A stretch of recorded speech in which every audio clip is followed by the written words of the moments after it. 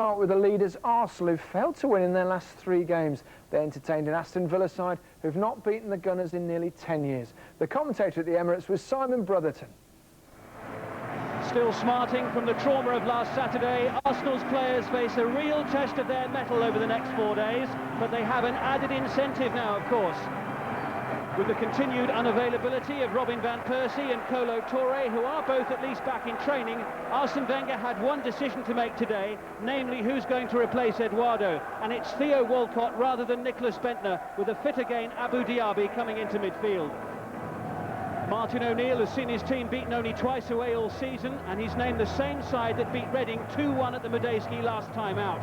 Olof Mellberg still hasn't recovered sufficiently from an ankle injury, so Craig Gardner continues at right back. Such an important 4 days these for Arsenal. The trip to Milan coming up on Tuesday night, 0-0 after the first leg here. Flicked on there from Adebayor. Lovely play by Walcott. Oh, that's a terrific stop from Scott Carson. First effort of the game, and it very nearly resulted in a goal there for Theo Walcott. Scored his first 2 Premier League goals last weekend against Birmingham City, and forced an excellent save from the Aston Villa goalkeeper. Good turn by Carew. Such a strong player to knock off the ball, and Barry finding Agbon Lahore. Flag stays down, could be a chance here for Villa. Oh, terrific play by William Gallas. Heavily criticised a week ago, Arsenal's captain looks to have fully regained his composure now, doesn't he? That was timed to perfection. Needed to be too. Just a little reminder there of the pace that Villa can hit teams with on the counter-attack. Away by Senderos, and now Diaby. Chance to advance here. Support from Clichy on that far side. Sharp for a handball there. And Arsenal are going to have to settle for a corner of Craig Gardner.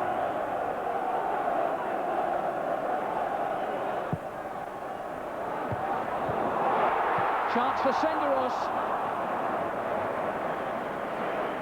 There was a mix-up at the back there between Carson and Villa's central defence. I think it was Davis, which nearly created an opportunity there. Yes, it was Davis. Got in the goalkeeper's way. That wasn't a bad chance. Senderos blasting it wide. Well, Martin O'Neill's team really are going to have a go where possible here in this match. Rio Coca, lots of space for Maloney on the near side.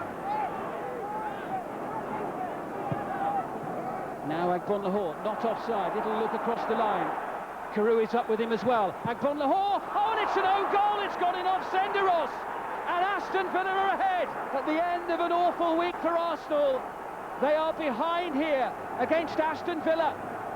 Agbon Lahore onside, away from William Gallas with his pace. And it just bounces in inadvertently off the foot of the Swiss defender Senderos. And if it was a test for Arsenal's players at kick-off after the week they've had, it's a slightly bigger test now for Arsene Wenger's team. Aston Villa are forced to make a change here. Nigel Rio-Coca's picked up an injury in an early challenge in the match. And with just over half an hour played, Martin O'Neill is forced to make a change. Zach Knight, the player coming on. Well, it's Agbon Lahore who caused the problems for Arsenal's defence. His delivery led to the goal. And as the ball is played forward here, is Agbon Lahore offside? Arsenal clearly feel that he was. Abou Diaby. Now Adebayor. Villa with 10 men back behind the ball here. And it's safely through to Carson.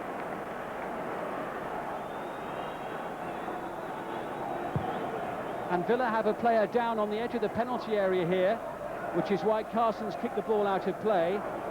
I think it's Curtis Davis. Let's have a look at the incident again on the edge of the penalty area.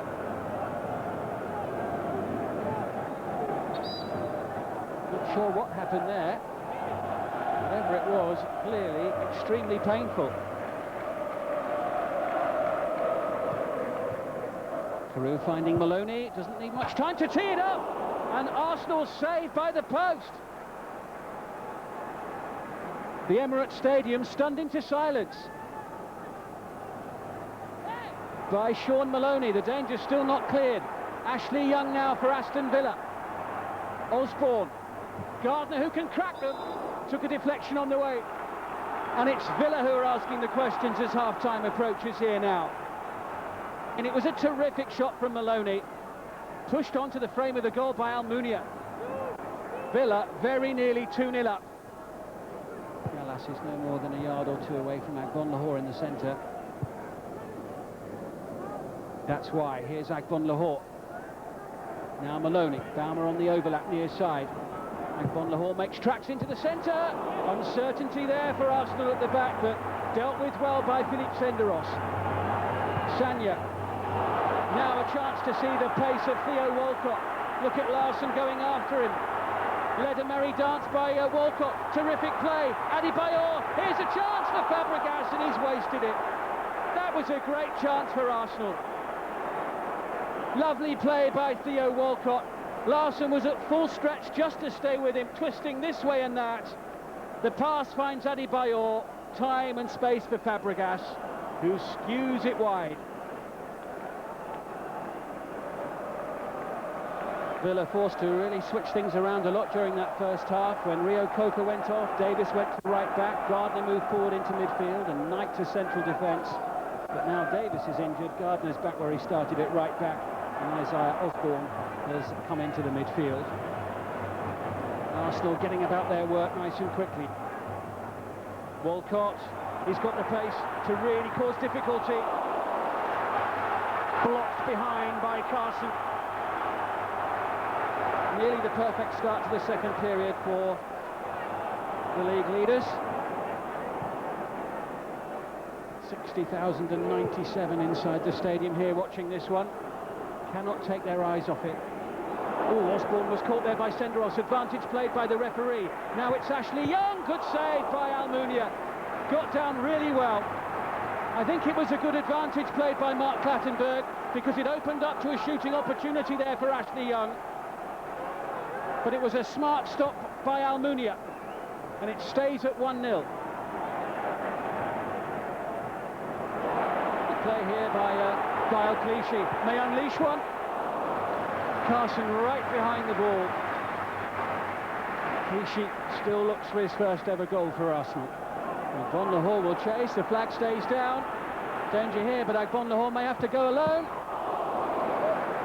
Fairly comfortable stop for Manuel Almunia.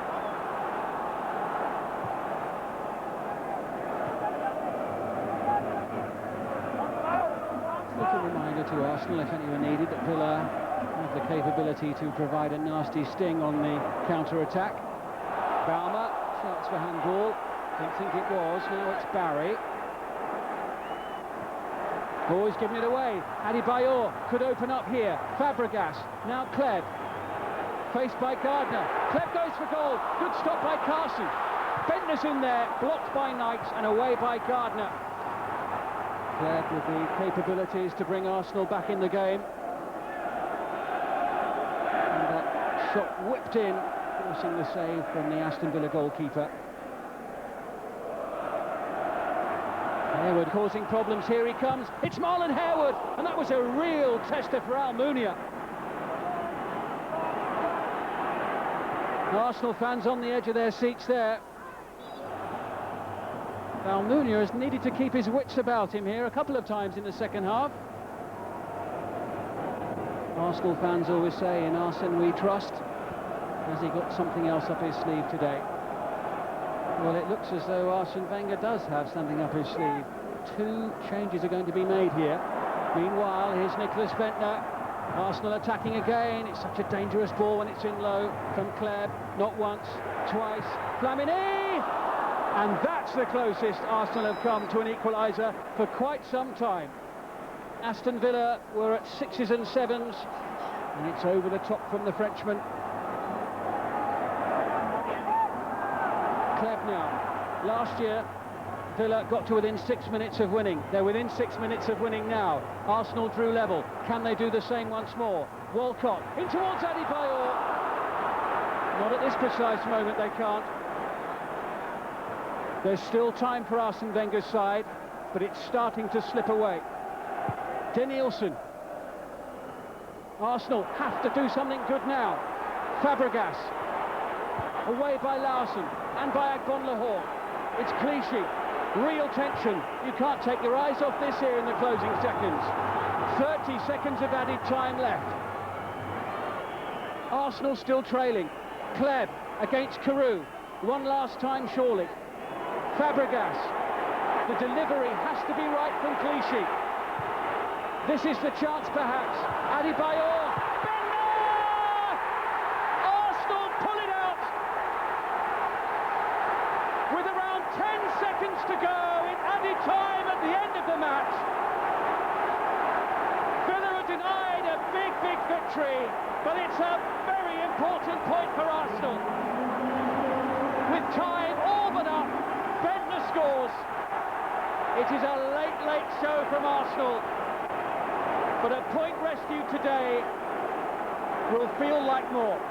Arsenal out of jail with the last kick. In the first half, you could see that we're jaded a bit by the events that happened last week, and it took us time to get into the game, but I think in the end, that point will have a great significance and a big importance in our season. We were terrific today, absolutely terrific. I'm sure that Manchester United and Chelsea have travelled here wouldn't have given Arsenal as many problems as we've done. I thought they defended really well, and we kept throwing everything we had at them, and it seemed difficult. But at the end, we got what we deserved. How's Curtis Davies? He is going for an operation tonight. His Achilles tendon, I think, is ruptured, and that is terribly bad news. It's a blow to us, and it's a blow to the lad who is doing remarkably well. Quite happy tonight? You rescued a point there.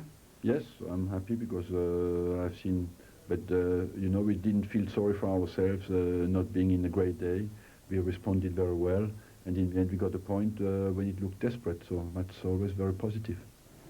Yes, I suppose this morning he wouldn't have been happy with a 1-1 draw, but when you score with just a few seconds to go, it's crucial for them. He would have been delighted because they kept going and they kept going and they kept going, and they have had a strange week, as you rightly said. They're not playing well at the moment. That's 4 games now without a win. Aston Villa, on the other hand, you can just see the improvement through their team, and they've come today to the Emirates, and they've been a real threat all throughout the game. Yes, they defended extremely well, but you know, the thing about them as well is they've got good players in good positions. Carson, who's made a super save. If you're going to go there, you know your goalkeeper's going to be busy. And I think, you know, this knocked the ball around extremely well. Had a little bit of luck, Aston Villa. This is the Sendros own goal. No great pressure on anybody in terms of the build-up. So, you know, straight away they go to 1-0. And then they've got to defend. Walcott, I thought, did some very good things today. And from here, you bash, you think that Fabregas is going to score. And so, you know, there's a little bit of luck involved as well. But the other thing I thought that they did well in the second half, Aston Villa, they've always posed that threat. It makes such a difference. You know, again, Carson's made a decent save, but you always felt with Villa, they kept them at arm's length. Very last minute. Could the keeper have come for that? Yeah, the keeper could have come, I think, when you see it. And in the end, Bentner's nicked the goal. And, you know, you go back to a year ago, Arsenal's first game in the stadium, first league game. Again, Villa leading, and not quite as late as today's equaliser, but Gilberto Silva with about 4 or 5 minutes left. So a little bit of a groundhog day. But you can see with Aston Villa that the improvement has been very good throughout a the word season. on Curtis Davies, because injury you had yourself at the end of your career. Yeah, well, he'll be fine. That was 20 years ago. They dug mine out with a flipping hatchet, I think. But he'll be absolutely fine. But it is a very quick player's injury. Yeah. Well, we certainly we wish him well, which indeed. Before we leave you, let's take a look at the Barclays Premier League table. Arsenal's lead has been cut to a single point by Manchester United, who are now odds-on favourite to win the title with the bookmakers. Third place Chelsea have also narrowed the gap with their win at West Ham. Blackburn climbed to 7th after a win at Newcastle. Derby have reached double figures after their draw against Sunderland. Fulham's loss to Manchester United has left them 6 points from safety with 10 games left. Reading are still in the relegation zone despite winning at Middlesbrough, but just 4 points separate Reading and Borough, who are 12th.